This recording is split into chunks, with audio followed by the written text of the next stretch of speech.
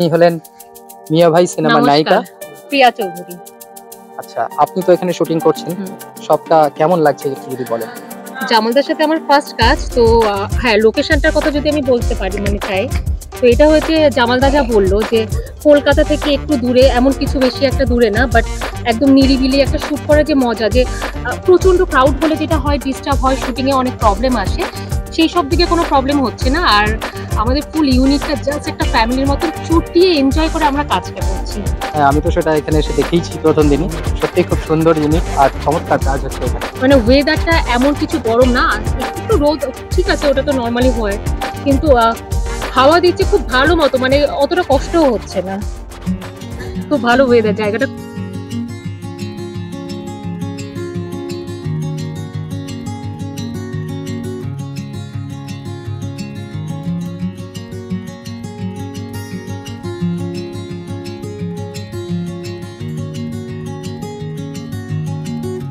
সিনেমার নায়ক হিরো আলমকে আমরা সামনে পেয়ে গেছি। অত্যন্ত ভালো একজন মানুষ এবং খুবই সাপোর্টিভ অ্যাক্টর, এবং বাংলাদেশ তথা ভারতবর্ষেও তিনি বেশ বিখ্যাত, আমরা সবাই জানি। আমরা ওনার মুখ থেকে শুনে নেব এই সিনেমাতে এখানে শুটিং করতে এসে কেমন লাগছে। অবশ্যই ভালো। আপনাদের কলকাতায় আমি অনেকবার এসেছি, অনেক শুটিং করেছি, আর এখন যে আপনাদের এলাকায় বর্তমানে আছি, এখানে এবারে প্রথম আমরা এই এলাকায় শুটিং করতেছি। এই জন্যই হলো যে আপনাদের লোকেশন বা এখানকার যা পরিবেশ সবকিছু হলে খুব ভালো লেগেছে। মিয়া ভাই সিনেমার সঙ্গে যুক্ত আরো দুজনকে আমরা এখানে পেয়ে গেছি। উনি হলেন, আপনি যদি একটু পরিচয়টা দেন। অ্যাকচুয়ালি আমি অ্যাক্টরসের বান্ধবী হয়েছি, তো নায়িকার বান্ধবী। অ্যাকচুয়ালি নায়িকার বান্ধবী। আমার এখানে এসে কাজ করে খুব ভালো লাগছে, খুব ভালো টিম, ডিরেক্টর খুব ভালো, প্রোডাকশনের প্রত্যেকেই খুব ভালো, আমার বেশ ভালো লাগছে। আর এখানকার জায়গাটা কেমন লাগলো আপনার? জায়গাটা তো দুর্দান্ত, সত্যি খুব সুন্দর। যা কিছু আপনার সম্পর্কে একটু তথ্য পেয়েছি তা গুগল সার্চ করেই পেয়েছি। যেমন আপনার নাম আশরাফুল আলম, ভুল ত্রুটি হলে আপনি ঠিক করে দেবেন, কারেকশন করে দেবেন। আর আপনি বিবাহিত, আর আপনার সুখের সংসার চলছে। তো আপনি এই যে চমৎকার ওভারসিজে পর্যন্ত, ইন্ডিয়া বাংলাদেশ সব জায়গায় গিয়ে শুটিং করছেন, মুভি করছেন, আপনি সব কিছু সামলান কি করে? একজন পুরুষ ব্যক্তি, স্বামী, বাবা, জানি না আপনি এখনো আপনার সন্তান আছে কিনা। অবশ্যই একজন অ্যাক্টর কাজ করতে গেলে বিভিন্ন দেশে যাইতে হয়, বিভিন্ন এলাকায় যেতে হয়, এটাই নিয়ম। আমরা কাজ করতে সব জায়গায় যাই, এটা আর কি আমাদের অভ্যস্ত হয়েছে যে আমরা এক জেলা থেকে আরেক জেলায় যাই, তখন এই প্রবলেমটা হয় না। কাজ করতেছেন বিভিন্ন জেলায় যেতে হয়। আর সংসারের অবশ্যই সংসারের যারা ফ্যামিলিতে আছে সবাই জানে আমার হাজব্যান্ড একজন হলো যে মিডিয়া ব্যক্তি, তাকে বিভিন্ন দেশে যেতে হয়, বিভিন্ন জায়গায় কাজ করতে হয়। সব কিছু মিলেই আর কি আমাদেরকে সংসার জীবন, মিডিয়া জীবন, রাজনীতি জীবন সব কিছু মেনটেন করতে হয়। আর তোমার পরিচয়টা যদি দাও ভাই। আমি মেকআপ আর্টিস্ট হিসেবে আসছি কাজে। ভীষণই সুন্দর জায়গা, ভীষণই সুন্দর। জানলা খুললেই গাছ, কলকাতায় যেটা দেখা যায় না, একদমই দেখা যায় না। এখানে আবহাওয়াও খুব ভালো, মানুষজন তো খুবই ভালো। দাদা ভীষণ ভালো, সবার জন্য, আমাদের জন্য আজকে ফল নিয়ে এসেছে, পেয়ারা, ভীষণ ভালো খেতে। সবাই খুব এখানে সেটা সবাই খুব ভালো। ফার্স্ট টাইম কাজ এদের সাথে, তো খুব ভালো। অনেক অনেক ধন্যবাদ। একদম।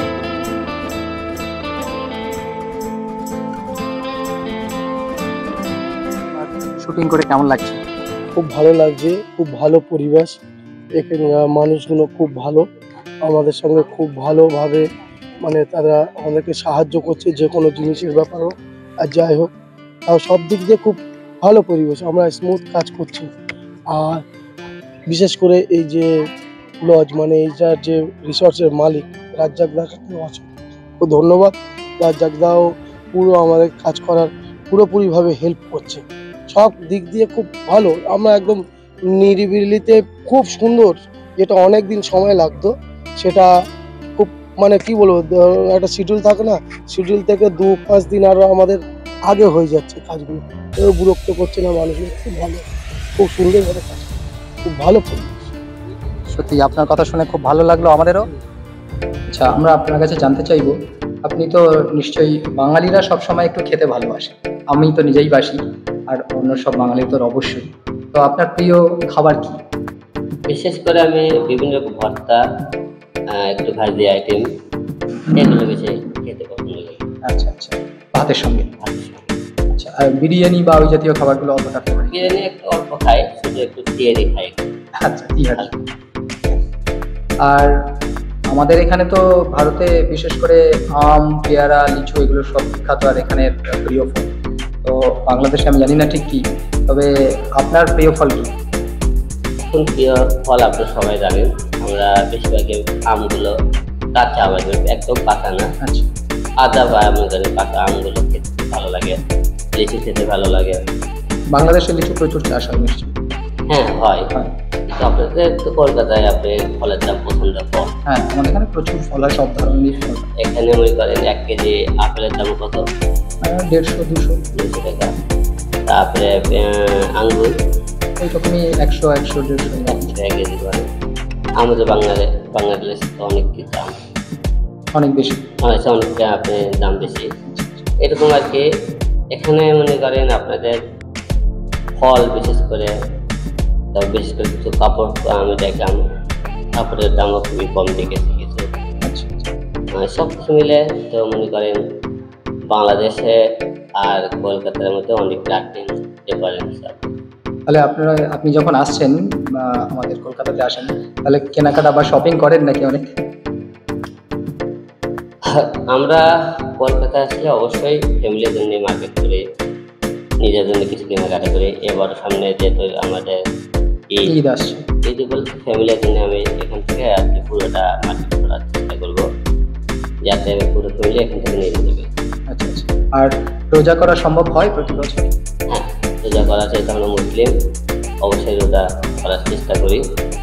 আচ্ছা, কোনো কারণে ভুলবশত আমরা কাজের ক্ষেত্রে 2-4টে মিস হয়। আমরা হিরো আলমকে খুবই কম জানতাম, আমার মনে হয় এই ইন্টারভিউর পর আমরা তাকে অনেক অনেক বেশি করে জানতে পারবো, বুঝতে পারবো, চিনতে পারবো। যদি আপনি আপনার কোনো খুশির মুহূর্ত সম্পর্কে কিছু একটু বলেন, যেটা জীবনের সবচেয়ে ইম্পর্টেন্ট মনে করেন আপনি। অবশ্যই খুশির মুহূর্ত প্রতিটা যখন যে কোনো কাজে যায়, যে টাইমে সবার উৎসর্গ ভালোবাসা পায়, অনেক প্রেরণা পায়, তখন তো অবশ্যই ভালো লাগে। যে লোকের সাপোর্ট পাই, অনেকে বকাঝকাও করে, অনেকে দেখতেও পারে না, তাও আমি এসব কেয়ার করি না। তারাও আমার একটা আশীর্বাদ মনে করতে হবে। তারা আমাকে বকা দিয়ে তার ভালো মনে দিয়ে করেন, গালি দিক, তারা যদি আমাকে ভালো না বাসতো তাহলে আমার ভিডিও দেখতো না, সেই আমাকে খারাপ কমেন্ট করতো না। তারা যখন এই ভুল বুঝতে পারে, তখন তো আবার তারাই আসে আবার ভালো কমেন্ট করে। ভালো খারাপ এটা নিয়ে আমাদের জীবন, সামনে এগিয়ে যেতে চাইলে আপনি পিছনে কে কি বললে সব কথা জানতে পাওয়া যাবে না। ঠিক, একদম ঠিক। এই জন্যই আমরা হিরো আলমকে সবচেয়ে বেশি চিনে থাকি। সত্যি কথা বলতে, আপনি যে সোজা সাপটা কথাবার্তা বলেন, তার জন্য আপনি হয়তো নিজেও জানেন না কতটা অনেক লোকের মধ্যে আপনি আছেন, এবং পেছনের সেই হিরো আলম আর বর্তমানের হিরো আলমের মধ্যে বিস্তর পার্থক্য। ঠিক আছে, কি বলবেন আপনি এই বিষয়ে? অবশ্যই হয়ে যে হিরো আলম নিয়ে অনেক রকম চিন্তা ভাবনা করে। যারা হিরো পেছন থেকে দেখেছে, তারা যখন আমার সামনে আসে কথা বলে, তখন তাদের ধারণাটা একটু চেঞ্জ হয়, না হিরো আলমটা সবার থেকে একটু বেশি ছিল। আর আপনি আপনার এই শুটিং, সিনেমা, যে এত ব্যস্ততা, এর মাঝেও আমরা দেখেছি, আমরা অবশ্য টিভির পর্দায় দেখেছি, আপনি গরিব মানুষদের পাশে কীভাবে দাঁড়িয়েছেন, অসহায়দের পাশে ছুটে গিয়েছেন, সময় ব্যয় করেছেন। তো মানে এই উৎসাহ, এই উদ্দীপনা আপনি পান কোথা থেকে? আসলে নিজেকে পরিপূর্ণভাবে তৈরি করতে গেলে নিজেকে আগে কাজ করতে হবে। এই জন্যই কাজের মধ্যে থাকি, অনেক কিছু হয়তো কেউ কিছু মনে করে বললো তো টান দিয়ে না, সামনে এগিয়ে যাওয়ার চেষ্টা করি। না, এটা তখনই সম্ভবপর হয় যখন অন্তর থেকে কেউ খুবই ভালো হয়, তখনই এটা সম্ভব। নইলে ব্যস্ততা দেখিয়ে অনেকেই পিছন ঘুরিয়ে নেয়, পিঠ দেখিয়ে দেয়, এগিয়ে যায় না। কিন্তু আপনি সেটা সবসময় গিয়েছেন, তার জন্য আপনাকে আমরা অসংখ্য ধন্যবাদ জানাই, সাধুবাদ জানাই এবং আমাদের মতো সকলের থেকে আপনার জন্য অনেক অনেক শুভেচ্ছা। আর এপার বাংলার প্রচুর মানুষ আছে, তারা হয়তো আপনার সঙ্গে ডিরেক্ট কথা বলতে পারছে না, আমি জানি তারা এই ভিডিওটি যখন দেখবে তখন নিশ্চয়ই তারা অন্তর থেকে আপনাকে অনেক অনেক আশীর্বাদ করবে। ইনশাআল্লাহ সবাই দোয়া রাখবেন আমাদের এখানে বাইরে ভাইদের চ্যানেল এবং পেজটা সবাই সাবস্ক্রাইব করুন, লাইক করুন, শেয়ার করুন, পাশে থাকুন। অসংখ্য ধন্যবাদ আলম ভাই।